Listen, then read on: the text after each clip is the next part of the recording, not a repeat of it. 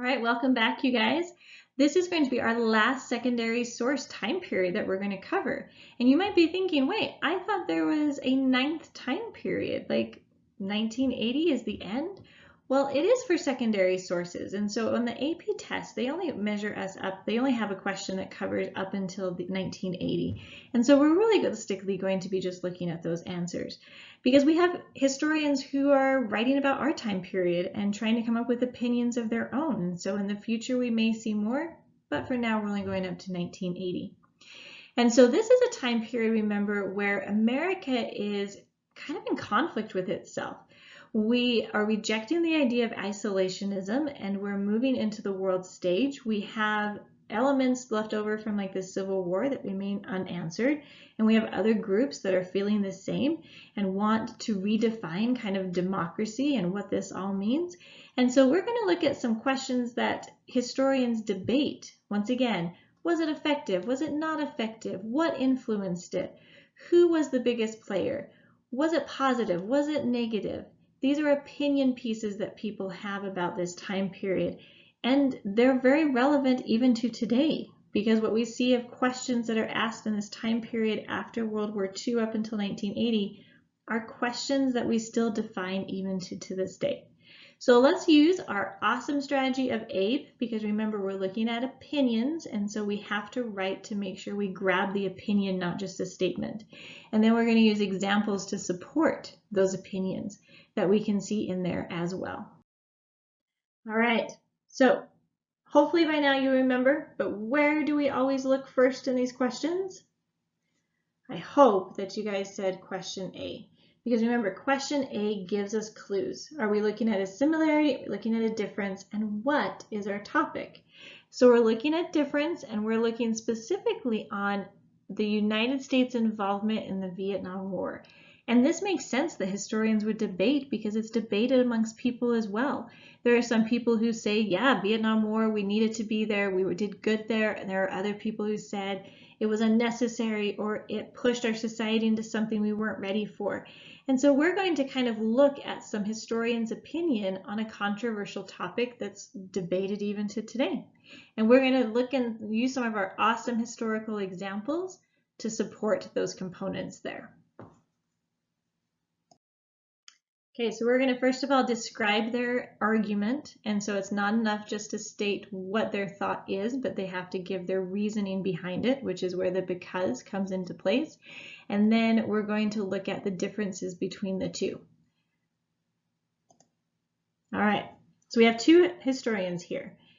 So it says the major difference between Van der Mark's and McMaster's interpretation of the Vietnam War focused on the reasons why the United States got involved. So here was the topic: why did the U.S. get involved?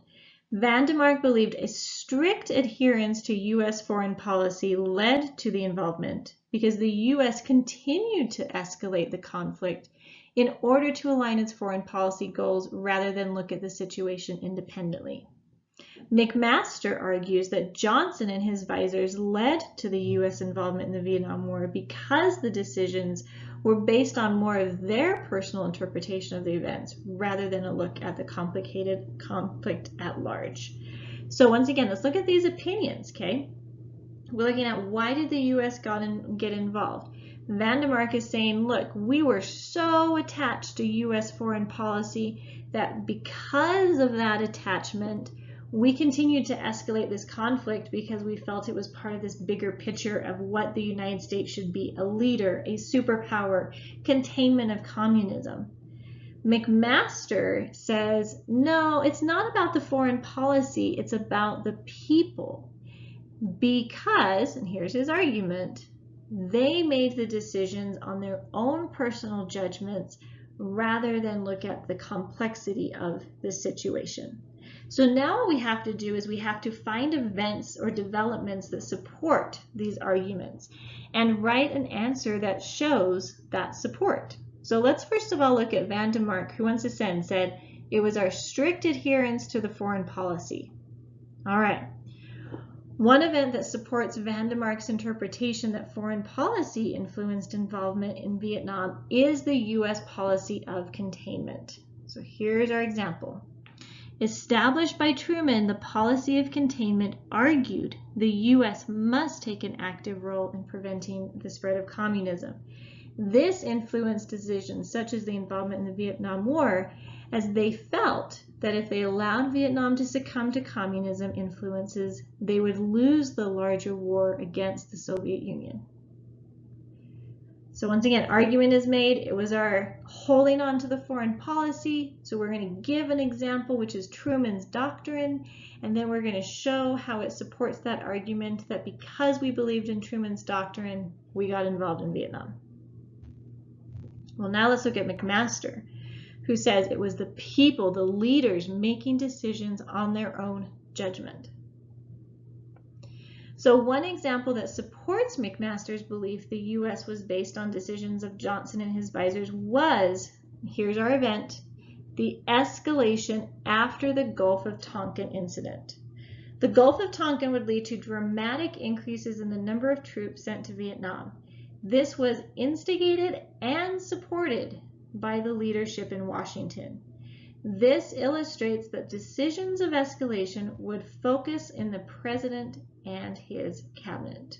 So they're basically saying, look, when we escalated, it was done by the leaders in Washington, showing that it was the leadership making these decisions, not necessarily the policy involved from there.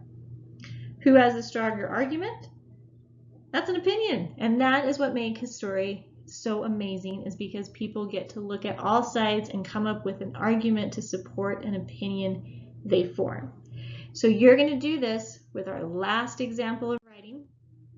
And so you're going to look at these two historians, and as they have an opinion about a topic from this time period, and you're going to know what that topic is because you're going to look at question A, and then you are going to describe their argument, and you're going to grab their argument by showing the because behind it all, and then you're going to find examples that support what that argument is. Good luck!